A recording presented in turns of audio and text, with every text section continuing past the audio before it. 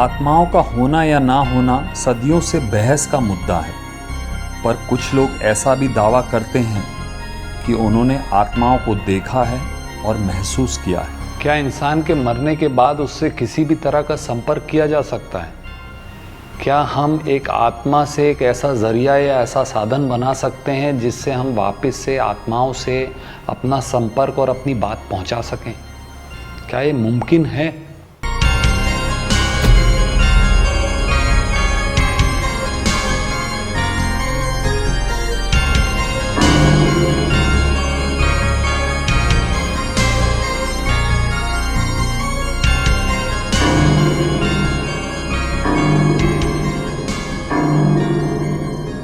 जब इंसान मर जाता है तो उसकी आत्मा उसके शरीर से निकल के अपनी आगे की यात्रा तय करती है। तो आगे की यात्रा में दो प्रकार की यात्राएं होती हैं, या तो आत्मा को मुक्ति मिलती है या उसे पुनर्जन्म मिलता है। मगर एक ऐसा बीच में समय आता है, एक ऐसा अंतरकाल आता है जहां आत्मा कुछ समय के लिए वहां रहती है, जिसे हम लोग पितृलोक बोलते हैं। हाल ही में सबसे ताज़ा उदाहरण अगर देखें तो जाने माने पैरानॉर्मल एक्सपर्ट स्टीव हफ ने सुशांत सिंह राजपूत की आत्मा से बात करने का दावा किया है, जिसके बाद सोशल मीडिया में भूचाल सा आ गया। लाखों लोगों ने इसे देखा, पर क्या ऐसा वाकई में किया जा सकता है? हमारे पुराण, हमारे ग्रंथ और हमारे धर्म में आत्माओं के संपर्क को लेकर क्या कहा गया है? अगर आप अग्नि पुराण पढ़ें तो उसमें पितृपक्ष का एक विस्तार में वर्णन है। पितृपक्ष, पितृदोष और पिंडदान और श्राद्ध, ये सब डिटेल में बताया गया है। अगर आप श्राद्ध को समझें तो श्राद्ध एक ऐसा हर साल का परंपरागत विधि विधान से किया गया दान है जिसमें हम अपने पूर्वजों की आत्माओं से संपर्क करते हैं। हम पूर्वजों को खुश करते हैं और पूर्वजों को चढ़ाई गई भेंट, जिस भेंट को हम अपने पूर्वजों को देते हैं, उसे हम पिंड कहते हैं। ये सब आपको अग्नि पुराण में मिलेगा। ये एक ऐसा वैदिक उपचार है जो ये दर्शाता है कि आत्माओं से संपर्क साधा जा सकता है। इसका एक माध्यम चुना गया है। कौवे को इसका एक माध्यम कहा गया है। हम अपने जो पिंड है उसे हम कौवों को भेंट करते हैं, जिसके द्वारा हम अपने पूर्वजों की आत्माओं को खुश करते हैं।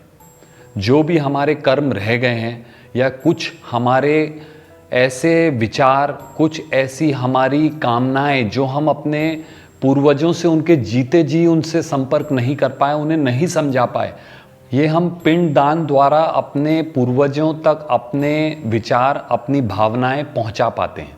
आत्माएं अगर आपसे संपर्क करना चाहती हैं तो अपनी मौजूदगी का एहसास करा जाती हैं।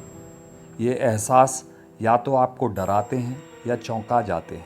आत्माओं से कब संपर्क साधना चाहिए? कोई एक ऐसा समय है जिससे हम उसी समय आत्माओं से बात कर सकते हैं, या आत्माएं वही समय हमसे बात करना चाहती हैं? देखिए, इंसान की दो अवस्था होती है, या तो सोने की या जागने की।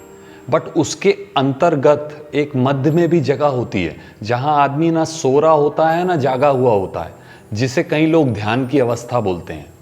आपके अंदर या बाहर के बीच की भी एक अवस्था है जहां अंदर से बाहर आया जाता है।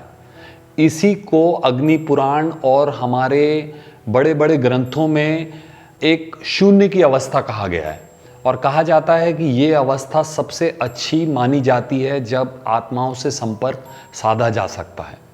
अब सवाल ये आता है कि आत्माओं से संपर्क क्यों साधना चाहिए?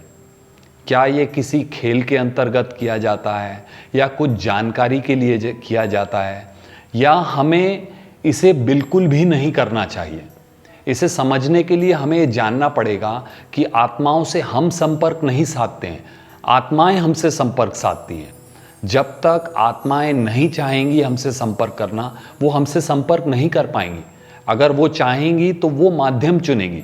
अगर एक ध्यानी है तो उसे ध्यान की अवस्था में, अगर एक आम इंसान है तो उसे नींद की अवस्था में, किसी संकेत की अवस्था में आके वो अपना संदेश जरूर देके जाएंगे।